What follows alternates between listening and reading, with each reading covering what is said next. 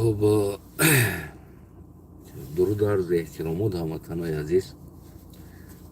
امیدوارم که یک و یک شما خوب، صحت، سلامت و سربلندی هم داشته باشین. دوستای عزیزم، امروزه صحبتی ما در باره حق می رود. البته که در باره حق، اگر شما تیار باشین ما شروع میکنیم صحبت در باره بگیم که حق. عموما اول کمی در باره همون دینگینه نوار صحبت کردنی هستم و همون کامنتاتور هایی که از اروپا هستن عیناً همین حق گفته برای همونا و برای بگیم حق دیگر مردم ملت هم هست در اینجا. خلاص اگر تاخیر گوش کنین این موضوع را خودتون خواهین فهمید که از برای چی می شود، یعنی این موضوع چه خیلی است.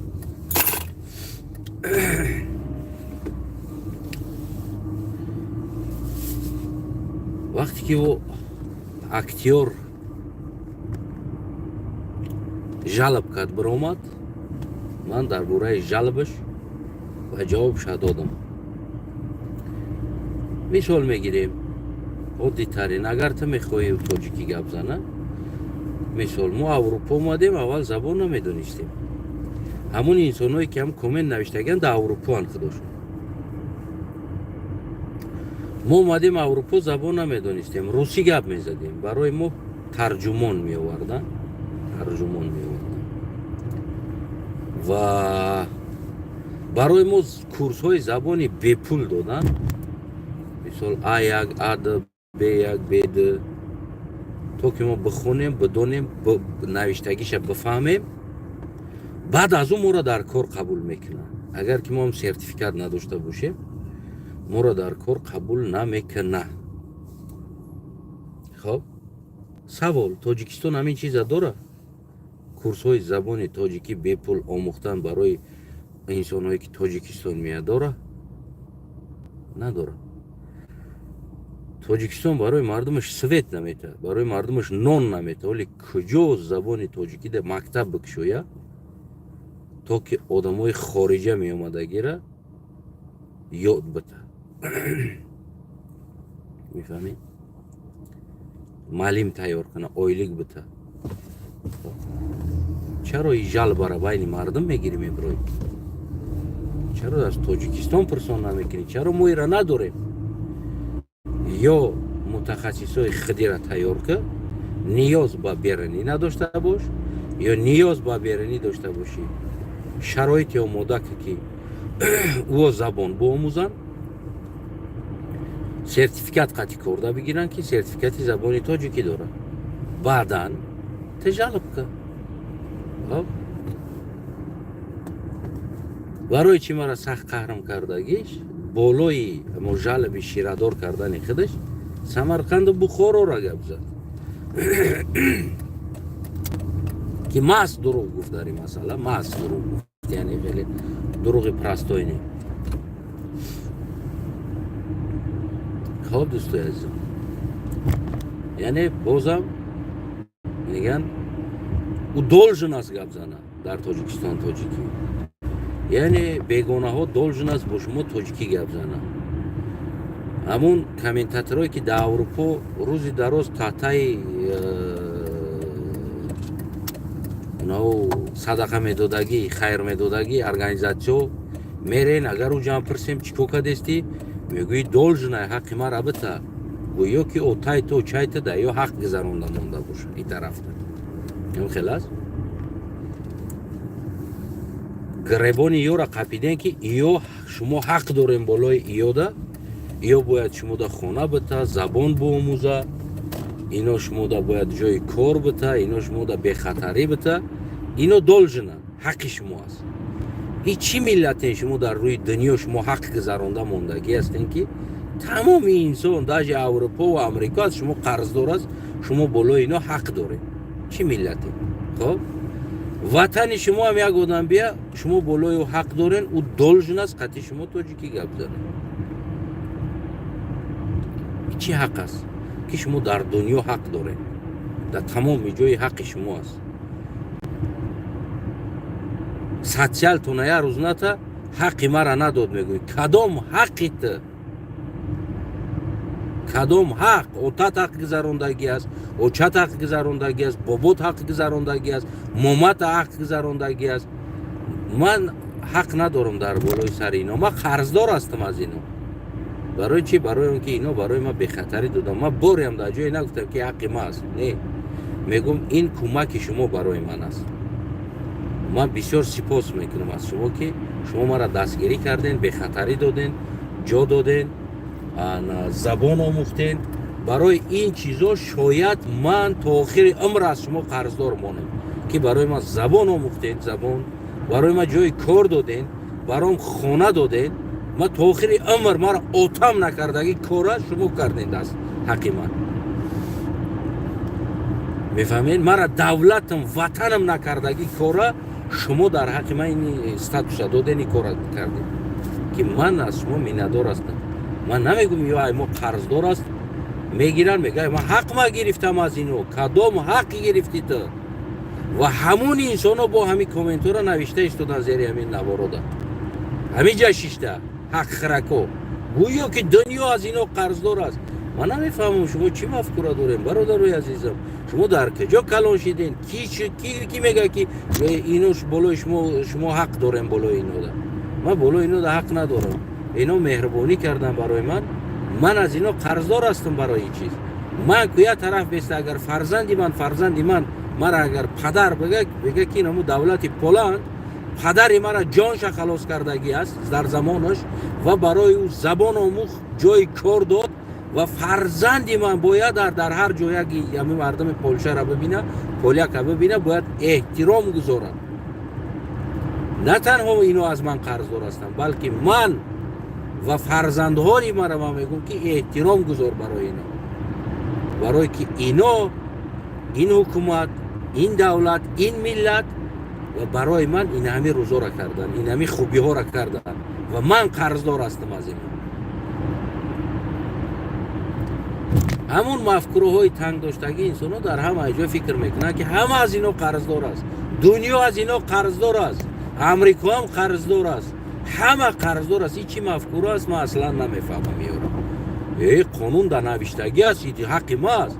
تا حق نداری برادرم در جای یگان تا ما به ته یگان تمام حق نداره. اینا قانونشون در نوشتن، عدالت کردن که برای من تو بر این انسان کمک کنن. ما حق نداریم در اینجا. حق ما را بتا چی با حق ما را نمیتا. این ماکارون حق ما بود، گریچکا حق ما بود، حقی تو نیست.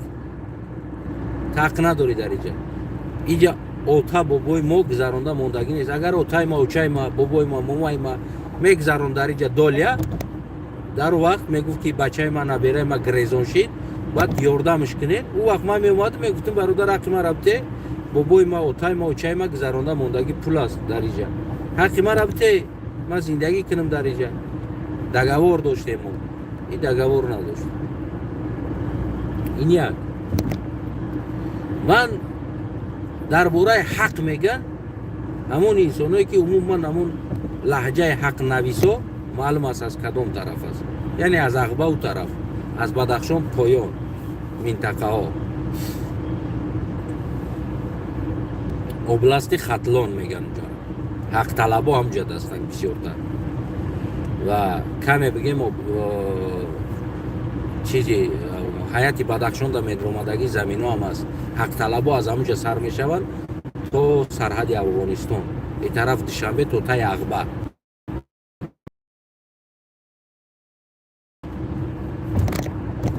سوال برای شما، چرا شما قدر حق مردم خوجند پای مال کردگی هستین؟ اگر از حق گپ زنین، خود در یک دولت زندگی میکنن. بیا از دوشنبه میبرویم طرف ختلان میریم.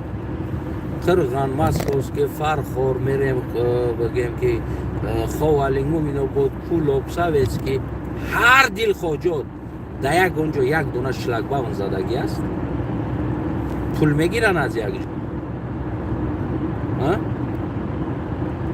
یک اونجا در پول میگیرن بینی بگیم رایون شهرهای областهای خطلونده یک اونجاش در پول است پول دادن است ترازو موندگی همو جا مثل همی خوجان راه کدگی است امام علی رحمه یکی از خوجان میبروی از همی ویخی خوجان سر میشوه نو میرای اوروتپا میرای شهرستان میرای بگیم عینی میرای خب یعنی که اون طرف پنجکند میرای همه اینجا در شلبام زدگی است این مردم برای راه گشتگیش از این قشلاق به این قشلاق پول میتن یا از این رایون با رایون دیگر پول میتن این هم حق شما است که یاد شلگباون بزنیم پول بگیریم این طرف مسجوی نو میبروی شلگباون زدگی دتا یا تا برامادی خوجان یا تا درامادی مسجو باید پول بتیم یعنی قشلاقایی که در بین ها زندگی میکنن پول میتن خب کارتچکایی که بگیم در خودی دوشنبه ورزا با خلقش کارتچکا دوران که ماهانه چند سامان میسپرن میرون میوین این نمود کارتچکا را مردم خوجان ندارن این نمود کارتچکا را مردم عینی ندارن این مردم کارتچکا را مردم مسچو ندارن همه اینا پر پول میسپرن خب این حقی کی است این هم حق شماست که خوجندی ها سوخدی ها دولجن هستن با شما پول بسپرن با تمامی همون راه گشتگیشون راهی که بگیم این قدر راه در فرخور هم کردین مسکوسکی هم کردین کلوب هم کردین بدخشان هم کردین در تمام جا همین راه کردین بین راه خوجند دوشنبه 300 کیلومتر 280 کیلومتر است چرا اینو در 280 کیلومتر یا ایسه نمیدونم 30 کیلومتر راه ده دائم اینو پول میتن چهار طرف اینو پول میسپرن این مردم یا اینو دولجنن شما در پول دادن و او قدر راهی که 10 برابر زیاد راه است در اونجا هزار کیلومتر راههای دیگر ساختگی هستن 10 تا تونلا کدگی هستن طرف دنگره و دیگه جا چی به اون مردم پول نمیسپرن چی به اونجا ترازو نیست یا شما خدای زمین هستن که از شما اروپایی هم قرض دار است حق دارن بالای اروپایی امریکایی هم حق دارن بالاش ده یا نمیدونم خوجندی هم در بالاش سوخدی هم حق دارن بدخشی هم در بالاش شما حق دارن این چی حق دارن شما این چی مفکوره است در بالای سر شما اومدن پارک های ولایت سوخده دینا قطعی میگم که پر روز قطعی یک دوستم گپ میزنم لولای پارک رفته ایستاده است میگم که نمیگذاری درونی پارک قطعی همون طرف نزدیک میشه میگه که پارک خریدگی هستن در اومدن پارک پولکی است خب گردی پارک اطرافش رشادکه کدگی است این حق شما است زمین های خوجند سوخت رفته خریده شخصی کردن تندر کردن بین خودتون و باغای مردم هم محکم کردن مردم خوجند مردم سوخت در زیر درختی خودش درآمده شیشتن در سایش ده بگیم که باید برای شما پول بده این حق شما است این حق را از کجا گرفتین شما این چی حق شما است اصلا از کجای حق میگیرین شما اروپا شما قرضدار که مکران بده شما دا سوسیال بده پول بده همون کامنتاتورها را من گفته ایستاده همونا حق طلب هستن این حق ما است اروپا دولجنای ما دا خونه بده اروپا دولجنای ما دا ایرا بده اروپا دولجنای ما را ایرا بده دولجن ما گذراندگی نیستیم دا ایو ما گذراندگی نیستیم ما دا دولجن نیست اروپا برای من دولجن نیست من در اروپا قرضدار هستم اروپا قدر مرا حمایه کرد قدر جو داد این قدر برای من مصرف کرد که او میتونست که او پولا مصرفی که در من کرد در یک بیماری خودش در یک کمپیر در یک مصفید در یک نفقه خیر رسخود کنه او پولا اون نفقه خیر بگیم که راحت کنه سناتوری داد نه که همون پولا برای بگیم زبان آموختن راه آموختن کار کردن من بگیم که این انسان ها برای ما ولاجیت کردن تو که ما یک آدم سالم در جامعه کار کنم ما از اینا قرضدار هستم اینا از ما قرضدار نیستن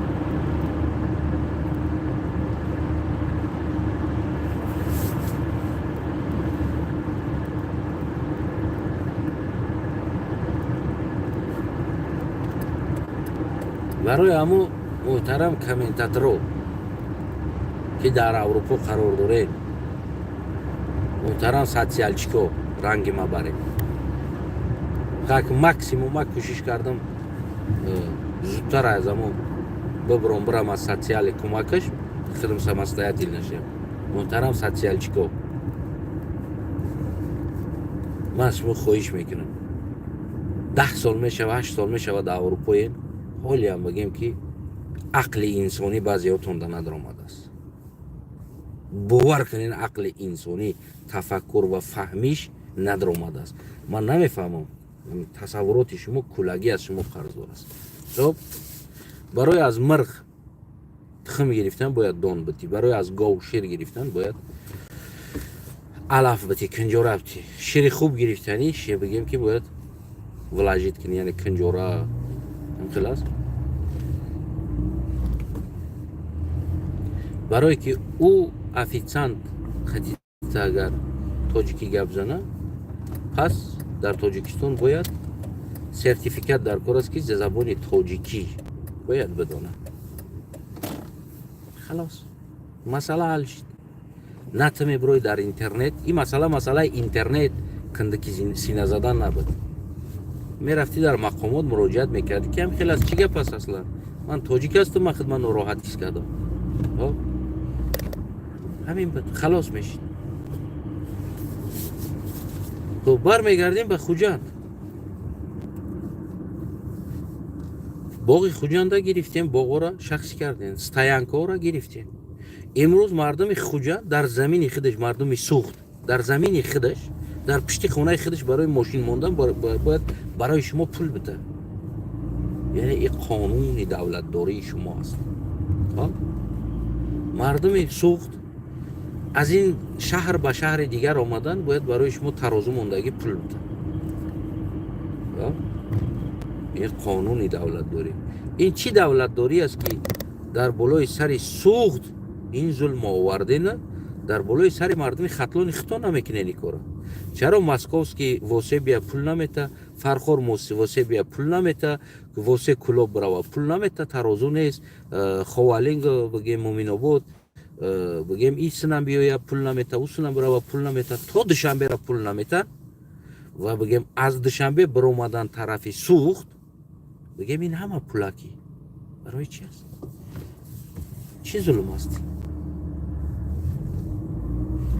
یا سوخت دولژن است که تمام این راه های ساختگی شما را پولشه شلباونای سوخت جمع کنین باید.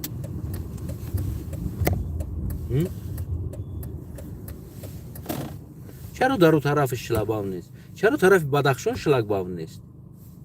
چرا طرفی بگیم که دیگر طرف شلباون ندارین؟ چرا طرف قرغن شلباون نداره؟ چرا طرف دنگره شلباون نداره؟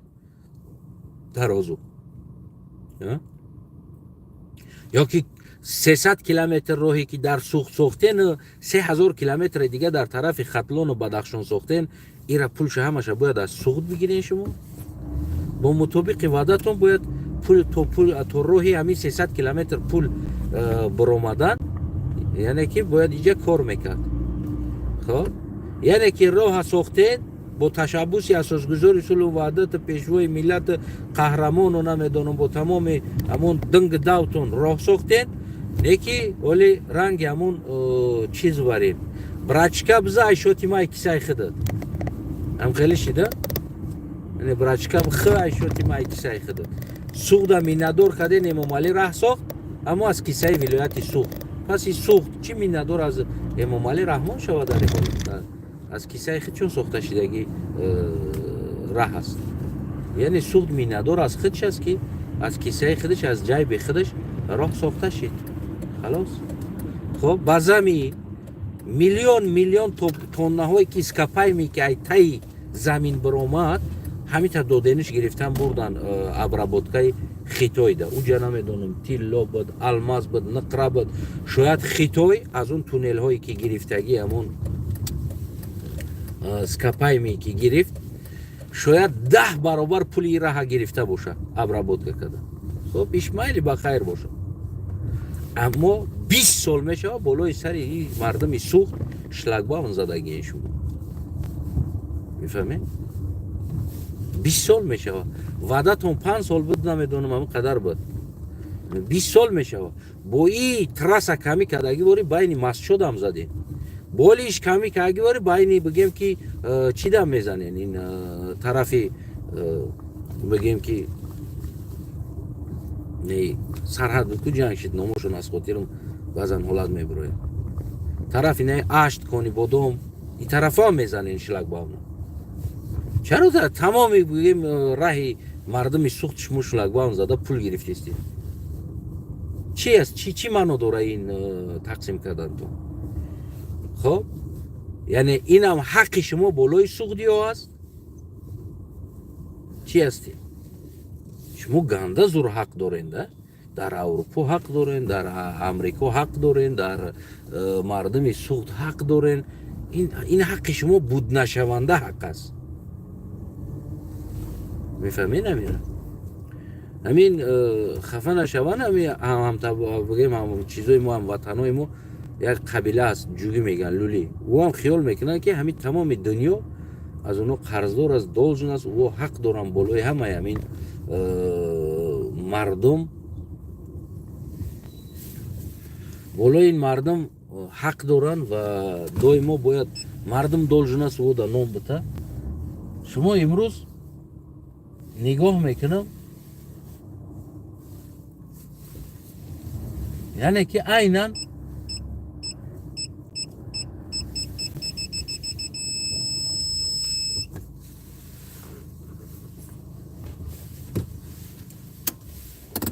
شما ما نگاه میکنم عیناً همون کار کرده ایستید که یه امر باید دنیا از شما قرضدار باشه شما رو نام بده شما رو سوسیال بده شما رو بخونونه شما رو ماشین بده شما رو خونه بده شما خور روین چیکار کردین که دنیا از شما قرضدار است ها چرا اگر که دنیا از شما قرضدار باشه شما از کسی قرضدار نیستین شما از کسی بگیم قرضدار نیستین خب شما طلب میکنین ازبک باید تاجیکی گپ زنه دالژن است بالای شما ای وطنی ما دا دالژن هستی گپ زنه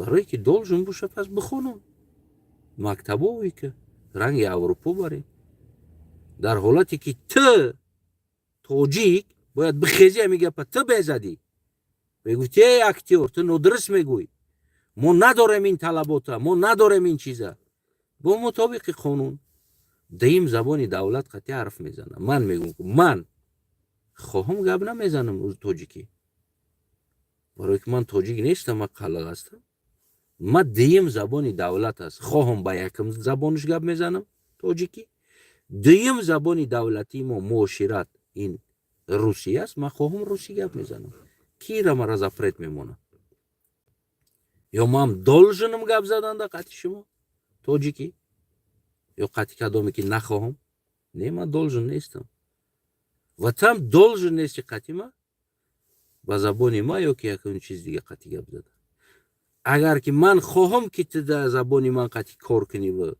اگر میبد فرهنگی ما تمدنی ما تلویزیون کمیته دیگر چیزی ما میبد اگر من میخواستم که تو برادری تاجیکم در تلویزیون ما کمیته های ما در اون اداره ما کار کنی پس ما کورسی زبان میموندم و ترا میآموختم بعد میگفتم که برادر بیا مرحمت کار کن هیچ مشکلی ندارم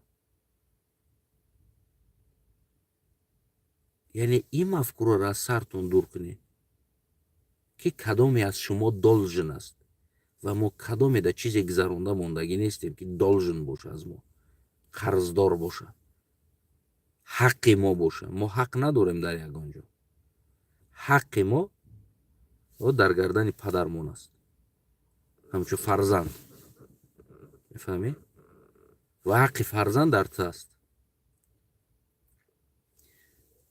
مردم اروپا پدر ما نیست که ما در یا حق داشته باشیم اینم راست نفسی که فراموش نکنیم و ما در کلای کسی حق نداریم اگر که مهربانی کردن اینا برای ما سپاسگزار هستیم و همین مهربانی را تو در اروپایی کردن نمیتونی نه تنها در اروپایی در ملت خودت کردن نمیتونی آن چیزی که آمدی در اروپا برات کردن تو در ملت خودت کردن نمیتونی.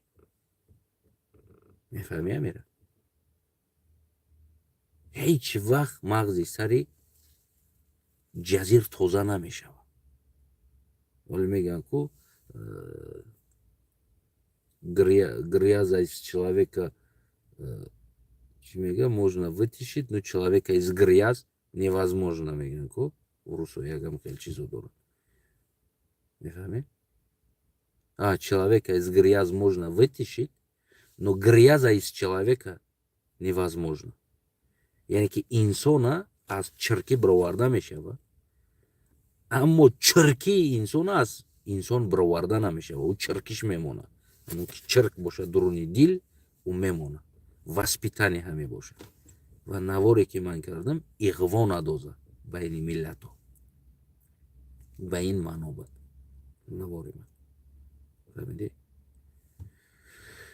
Так что шлагбаоннои суғда бардорен, мардуми суғда болоши қадар зулм накунед ва агар боша пас баробар боша. Мардуми данғара низ уса агар кулоб бирава шлагбаон бизанем пул биспора, иси душанбе бия пул биспора.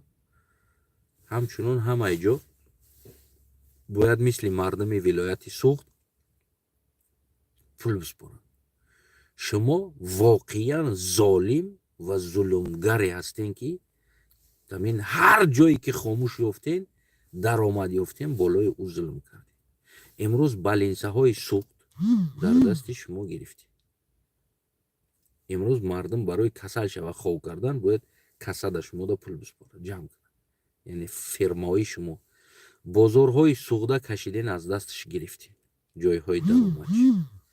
باغ‌های مردم سوخته کشیدن گرفتن. امروز مردم سوخت در زیر سایه درخت خود شیشتن باید به شما پول بسپاره.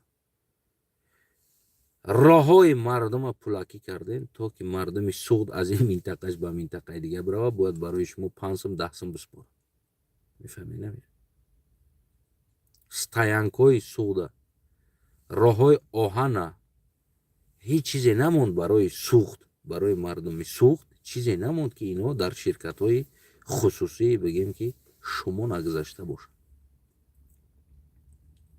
شما целиком سوخته оккупировать کردین و تمام چیزاش با نام قانون و با نام تاجیک و تاجیکستان کشیدن گرفتین و امروز مردم سوخت حق نداره در زیر درخت خودش بشینه در سایه‌اش دم بگیره. тамошо бара гудакша барои уҷа тамошо бурдан бояд шумо да 1 сомон ё 3 сомон пул бита даромадгоҳи боғода. мардуми сух балинсаи худаш дар ҳафта хов карда наметавона. хотири он ки барои шумо бояд пул бита. мардуми сух аз ин минтақаш ба минтақаи дигараш рафта наметавона. барои рафтан бояд шумо да бозам 5 сом 10 сом пул бита.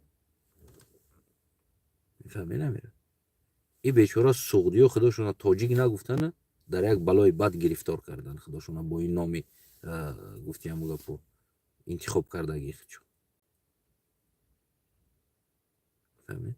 ما اون روز هم گفتم که تاریخ سعودیه را در تاریخ سعودیه را از اوستا سر میشه و در کتاب اوستا نامی سعود نوشتگی است. یعنی اینقدر این ملت قدیم است. آوردن همین ملت قدیم تاجیک کردن، اینو روزی شدن تاجیک شدن. بعد از تاجیک شدن اینا را خدا زدن سر کرد. انا نه باغ دارن، نه راغ دارن، نه راه دارن. همه این چیز دا تاجیک باید پلاتیت کنه، تاجیک باید کیهان پرواز کنه. گفتگی برید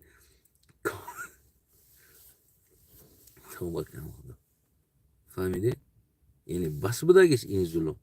مردمی سوخت خب کرد شلبان زدین، مردمی سوخت خب کرد بازاروشا گرفتین، مردمی سوخت خب کرد بالینسوشا گرفتین، مردمی سوخت خب کرد باغاشونا گرفتین، مردمی سوخت خب کرد دیگر همه چیشونا کشیدین گرفتین. این مردم امروز یگان چیزی نیست که در مردمی سوخت تعلق داشته باشه. او نه بالینسا، نه بازار، نه بگیم که راه، نه هیچ چیزی که هیچ چیز، نه باغ، نه یگان چیز در سوختی تعلق نداره.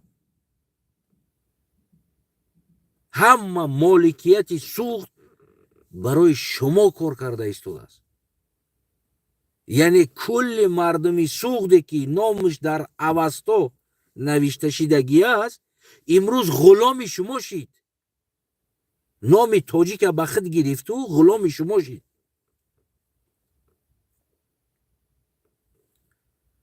در تاریخ مردم سوخت غلام نبود. یه بار تاریخ سوخت بخونه ببینید چقدر اکونومیکه های دولت ها در رول بازی کردگی.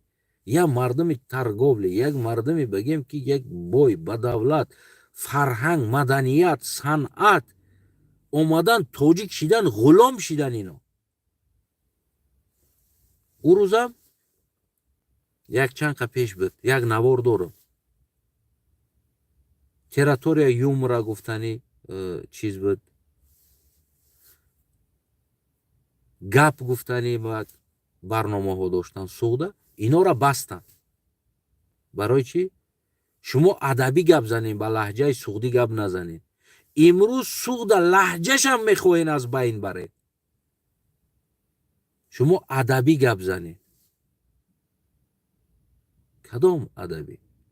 همین نوار هم من دارم که زبانی سوخت برای سوختی ادبی است، زبانی بدخشان برای مردم بدخشان ادبی است، زبانی تو برای تو ادبی است، زبان قلقی ما برای ما ادبی است. زبانی که ما امروز کتابی داریم این زبان معاشرتی است برای فهمیدن یکدیگر. شاید این ادبی تو باشه، این معنای را نداره ادبی تو بالای ما دیگر حکمران و تولک زن و دایره زن باشه. میفهمی میره؟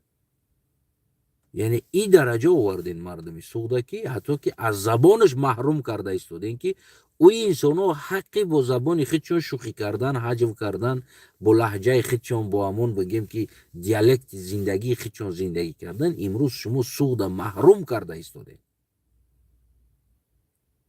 همه چیزاشون کشیدین گرفتین، با زبانشون ده حمله کردین که امروز با دیالکت سوختی باید گپ نزنن، حجو نکنن. یعنی ببندن این چیزا را، با ادبی گپ زن. تریتوریا یومرا، بله تریتوریا یومرا همون چند تا برنامه های حجوی تلویزیونی داشتن، اونا را بسته کردن که شما با زبانی با ادبی گپ زنید. یعنی این نمیوک لهجه، این نمیوک همونی است که لهجه سعودی را از بین برین. رنگ ما چقل نغزی سوزی، سلامتیت خوب باید بچه تینجی چکو کردی، نتری باید گپ زنی رنگ ما برین. این لهجه را از بین برین. گفتگی منو است. یعنی توکه این گفتی همو گپو ظلمی شما بالای مردم، یا این هم حق شما است ای کار کردن، یا این هم حق شما است که زبانی سوخته از بین، لهجه سوخته از بین بره، لهجه بدخشان از بین بره، قلقا را مجبور تاجیک بنویسین، لقیا را تاجیک بنویسین. تو تاجیک ننویسی یگونجا کار کردن نتونی. تاجیک نویسی باید لهجه شما قطعی گپ زنی. لهجه شما قطعی گپ زدی اوجه دالجنی تو باید کار کنی، پول بتی، باید دائما خدمتگاری تو باشی. کسی برای خودش یک حق مستقلیت، یک بگیم که فکری مستقلیت، فرهنگ مستقلی خودش در داخل این کشور زیر قانونی کنستیتوسیون کشور نداشته باشه، مکتبی خودش نداشته باشه، کتابی خودش نداشته باشه، عالم ساخته نتونه، اوچانی ساخته نتونه. تمام اوچانی های همین فارسی که دعوا دارن زیر دولت های دیگر حکمران ها علم گرفتن، کلان شدن، تربیه یافتن. مرحمت. از عصر تا 13 را چند تا اوچانی داره؟ بکو سالی تولد چه بکو. چند تا عالم دارن، چند تا نویسنده دارن از عصر نه آخرش نه 10 11 12 13 یعنی 300 سال زیاد. همین 300 سال مبینش چند اوچانی داره؟ همین اوچانیاتون برارین. همه این دولت قرخانی ها بود، یعنی قلقا بود. چند اوچانی دارین در همین 300 سال؟ یک اوچانیتون از بین برد، زبانتون از بین برد. نه خب از اول سر میکنیم تا آخر 90 سال سامانی نگرفته است تو عصر 15 اوچانی تیار کرده باشه تا عصر 18 اوچانی تیار کرده باشه خب عالم نویسنده و شاعر تیار کرده باشه سامانی 90 سال دولت داری کردگی است از او پیش سر میشوه ترکا حکمران بدن بعدا هم تا آمدن روز ترکا حکمران بدن تمام نویسنده ها شاعرات در زمان حکمرانی ترکا تولد شدن کلان شدن نویسنده شدن شاعر شدن اینمی روزا در رسیدن یعنی اینمی کتاب ها را نوشتن مرحمت بیار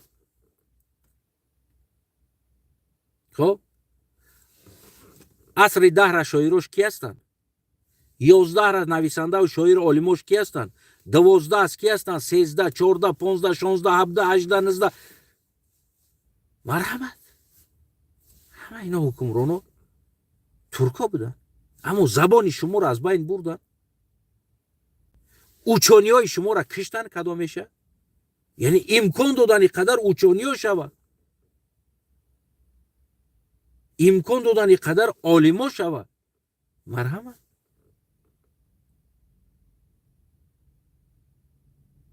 ورق بزن تاریخ تا ورق بزن یک بار فکر که پیش از عصر 10 11 تا 19 را اینقدر شاعر و نویسنده و باباجان غفور و شیرینشاه شاتمر و غیره و دیگر قهرمانای شما در زیر ترکا بدن نکشتن که یا را کلان کردن تربیه کردن نویسنده کردن شاعر کردن بزرگ کردن یا پیش از اونوشه کتاباشون را نوشتن با زبان فارسی نوشتن با زبان تاجیکی نوشتن کسی اینا را نکشت کسی اینا را محدود نکرد کسی اینا را زپرت نموند کسی اینا را از بین نبرد یه بار این طرفاش فکر میکنی یه بار این طرفاش فکر میکنی که بیست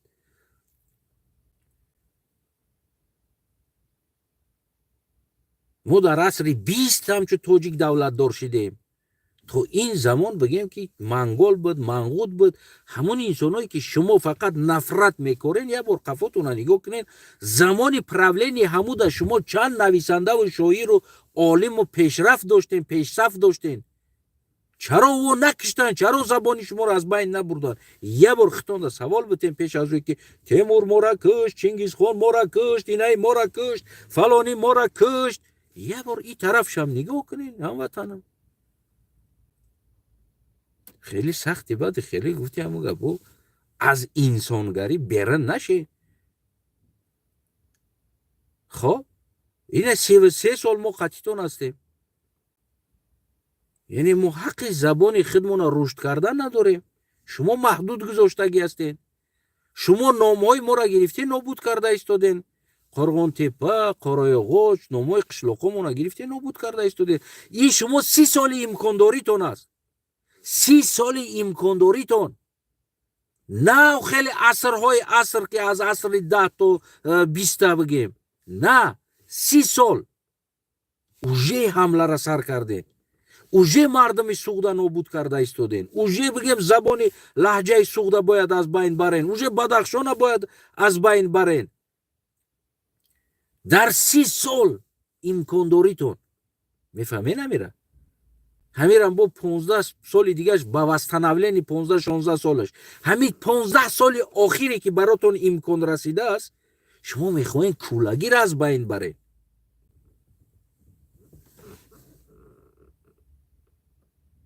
میفهمید شما امروز میخواین کولگی را از بین بره مدنیت از بین برین فرهنگ از بین برین زبان از بین برین تمدن از بین برین اما هر چیزی که عقل شما دست باید نمو را جاری کنین بالای سری مردم این از مفکوره شما میفهمید و بین باقی مونده ملت فقط باید ترک جنگ بدوزه اغوا بدوزه مثل ما اکتیار وای بر حال ما وای بر حال ما توف در حال تو که پاور نداری وای اوس بیسته توف در حالی تو که در برگ نیاز داری توف در حالی تو که در خوراکای همسایه نیاز داری وایش یه طرف بیسته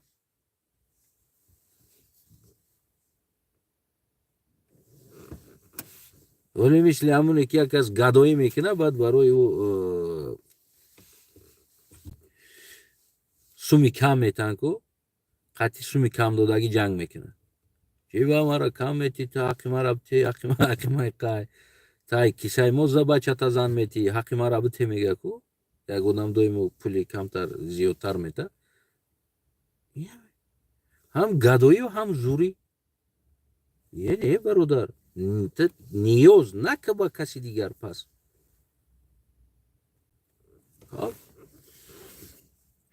برای همو واقعا شما نمیدونم که چی ملت هستین اصلا شما را فقط ژنتیک معین میکنه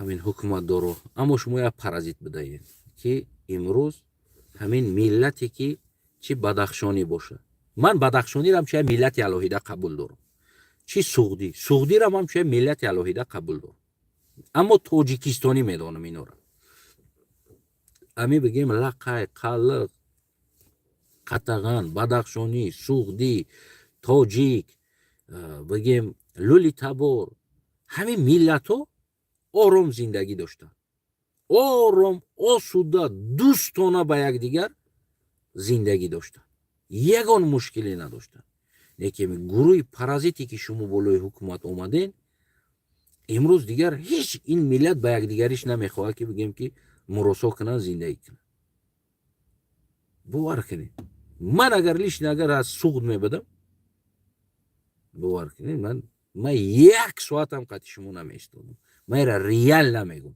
یک ساعت قطع تو نمیستادم میرفتم من پریوالتون هم تونلتون محکم میکردم اون طرف شد پال نیروز بازار میگرفتم ببروی نایجا میگفتم تمام اوی بخری نایجا تیلوی پال نیروز از همو عینی و ورز کجای دا کانی تیلو است این برای شما کار کرده ایستاده است налоги суғ дар кисаи шумо рафта истодааст даромади суғ де инсон шумо суғдиёра ку макиден мефаҳмед макиден суғда аз кумурш саркардагӣ аз ҳичиш намондааст ки суғде ки барои шумо кор накуна неки куҷо шида истодааст и боигарии шумо куҷо шида истодааст ҳамаеро диздида бироварда истоден аз тоҷикистон ҳамаша ҷамъ мекунен меброрен беран мефаҳмед амира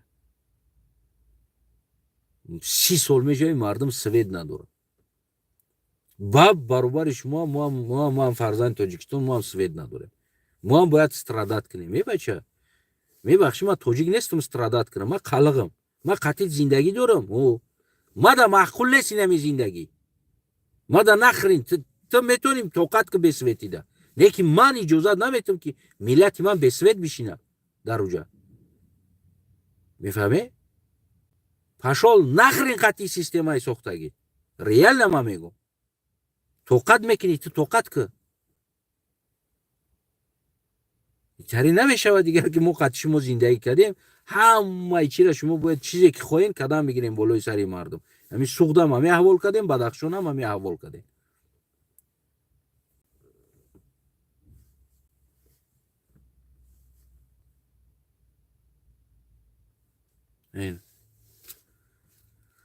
социал харака омадан баъзиҳош намиҷадан баъзиҳош ҳамиҷадан омадан так что чӣ бигӯм шумо дӯстои азизам яъне ки касе ба шумо ҳақ надорад яъне ки қарздор нест болои касе шумо гузаронда мондагӣ нестем ва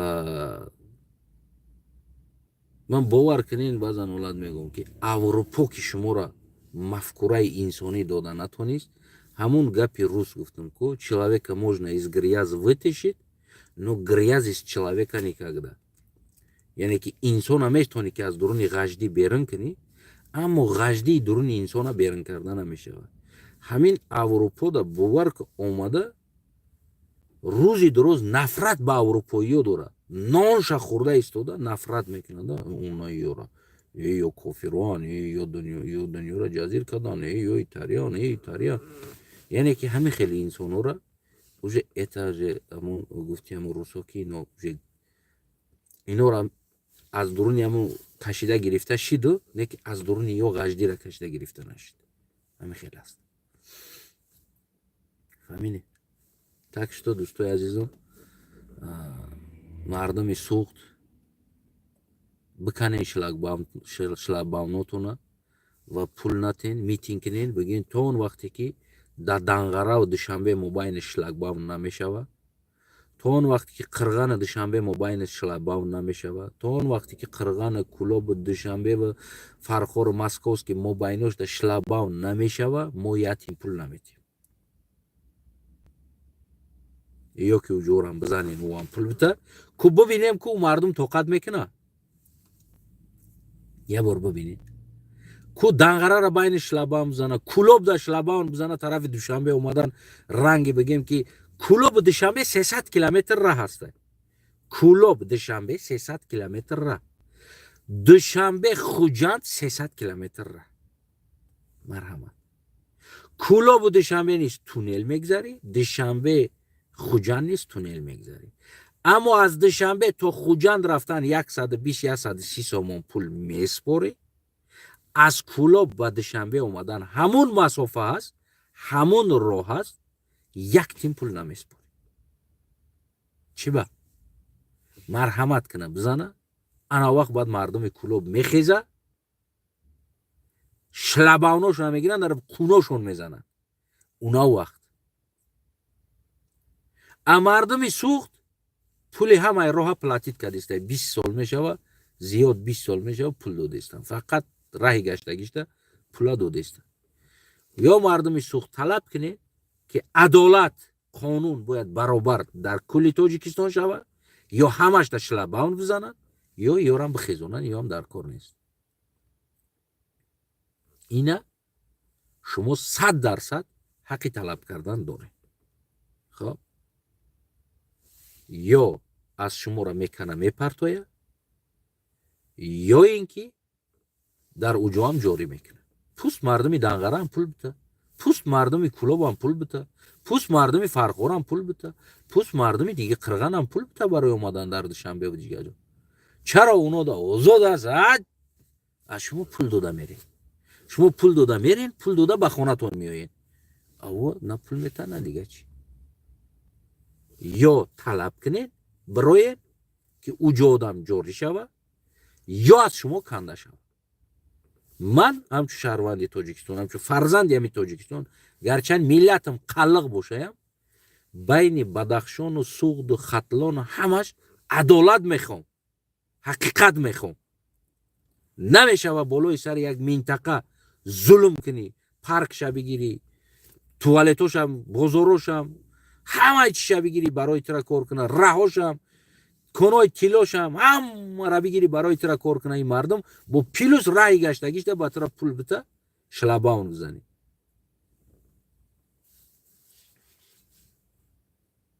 мефаҳмед? яъне мардуми суғд, ман воқеан мегӯм, хезен конкретна Масчо, Айни, Зафаробод, ҳаматон бигем ки Хуҷанд, ҳамат бихезен, бугӯ ёй наи шлагбауна биги нахринка иҷа, ё ки дар уҷам шлагбаум бизан. тамом, масъалатон ҳал мешавад. чаро шумо 20 сол боз пул дода истодед? чаро ва пул наметан барои пойтахт омадан, Душанбе омадан? сабаб чаро худи дар ҳамун раҳ мошинои духтари президент мегзара, ягонташ пул намета кам аз ош. бизнес мекунанд, даромад мегиранд, айрес компания доранд, мераванд меоянд ай президент, як тин пул намеспоранд. як тин. яки мардуми оддӣ меспорад. кани адолат, кани ҳақиқат.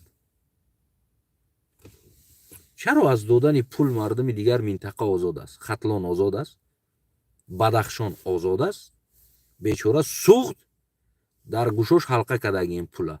тиллота мегирем, боғта мегирем, фарҳангта мегирем, маданиятат пул меспора, ҳамаи ҷот пул меспора, бозорот пул меспора, кашидем гирифтем, раҳот пул меспора. چی گپ است این اصلا؟ چی گپ است؟ چی ظلم است بالای سر این مردم؟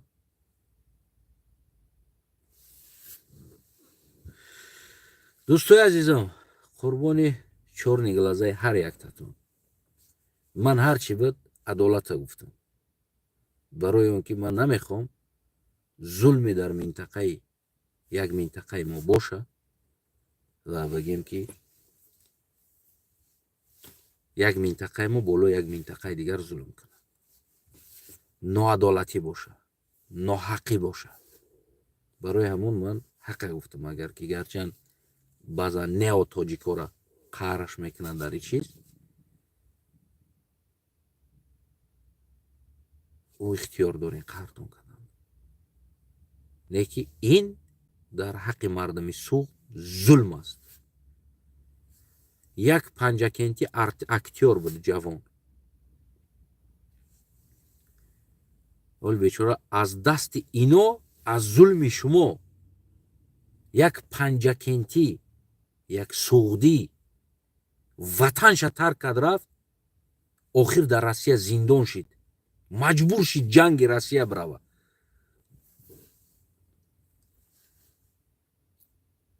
охир зиндон шидам бача аз дасти зулми шумо. панҷакенти дар панҷакенти худаш ғуломи хитоӣ кор кард. яъне суғдира дар ватани худаш ғуломи хориҷӣ карден. шумо карден ба 300 сомон 500 сомон ойлик. талант актёр буд, хотире ки суғдӣ буд, ӯро кор нагирифтен, ӯро гирезонден аз уҷа. доимо маҷбур мекарден ки мақола нависа. ману кураторшам дорам, мешиносам ки буду амнияте ки доим мера занг мезад. ҳама смс-тона дорам, ҳамаша. ҳамин ҷавон аз ҷанг магардондам, ба бисмилло мегум, набоша мерафт Украина ҷанг. падараш мурд, мурдаи падарша надид, барое ки хуҷандӣ буд, суғдӣ буд. суғдӣ иқадар зулм болои оварде. як санъати данғарада ҷошида натонист суғдӣ. охир омад ҷанг рафтанишид, оқибат омад бигем ки занг зад, қатима гап зад, ман гардондамаш. гуфтам ба худои коранак, зиндона ба калабиги коранак. онамо инсона оилаш вайрон шид, гудакаш ятим монд, занаш бева монд, падараш мурд, модараш бигем дар адир монд. хонашона мебини сангхона аст дар амон бигем ҷошон, ватаншон болои кӯда. не ки унамо гулака, унамо ҷавона то инами рӯз оварден расонден шумо, хотире ки суғдӣ буд. яъне иқадар бераҳмона рафтор карден дар ҳаққаш, иқадар бераҳмона рафтор карден. ва куратораш аз Фархор аст,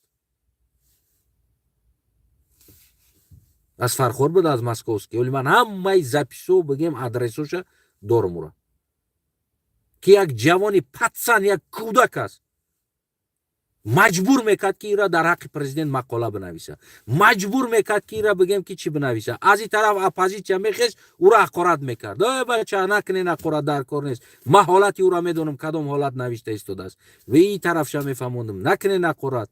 ман медонам, ман смсоша мада роӣ мекард ҳамаша ки акамара маҷбур доранд, акамара угражат доранд, акамара зиндон мекунанд. ба дараҷаи ваҳм оварден ҳамун суғдӣ бечора охир ҳам панҷакенти, суғдӣ панҷакенти охир ба даст яроқ бигира бирава ҷанг кунад дар полияи Украина бимбира. неки ман гуфтам нака додара мекора, нака Украина бо Россия гирифтура бо предател гуфта бо зиндониш кард. марҳамат. як ҳаёти тоҷик, як ҳаёти бигем суғдӣ барои шумо ин қадар бозича буд. яъне ин ҳамуд рафтор кардем болош.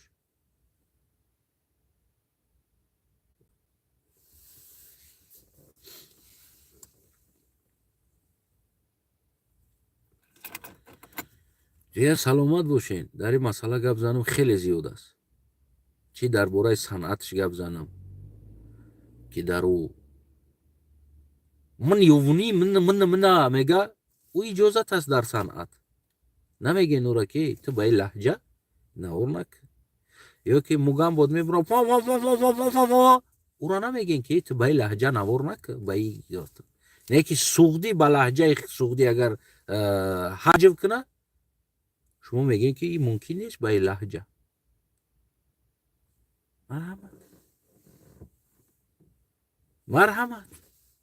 مرحمت عدالت شما بین خداتون بین سوخت مرحمت میگم که ما گپ زنم ساعتای کم بودی ها را گپ میزنم اما همین قشنگ میگم که شما ظلم در بالای مردمی سوخت کردید و از خب بدن از خوب بدنی مردمی سوخت از خاموش بدنی مردمی سوخت سوء استفاده کردین که امروز مردم سوخت هم در خوردنش برای شما پول میسپره هم مالکیت زمینی او را کشیدین گرفتین هم برای ریدنش هم برای شما پول میسپره بعد میرینه در وطن خودش در زمین خودش با تمام تاریخ تمدنی که در اوستا نام سوخت نوشتگی است نام مردم سوخت در کتاب مقدس اوستا نوشتگی است